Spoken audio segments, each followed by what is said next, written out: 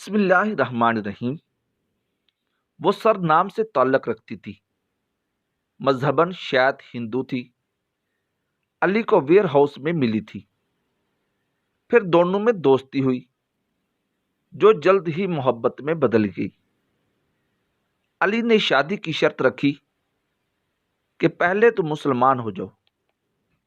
اسے اپنے مذہب سے کوئی لگاؤ تو تھا نہیں، اس لیے فوراً اسلام قبول کرنے پر راضی ہو گئی۔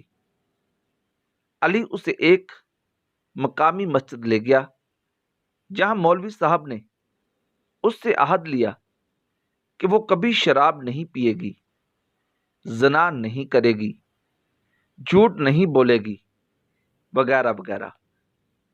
اس نے خوش دلی سے سب وعدے کیے اور کلمہ حق کہہ کر اسلام میں داخل ہو گئی۔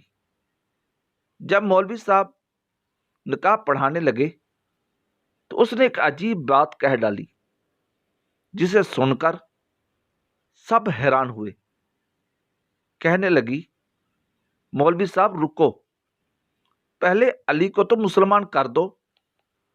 مولوی صاحب بولے، بیٹا علی تو پہلے سے ہی مسلم ہے۔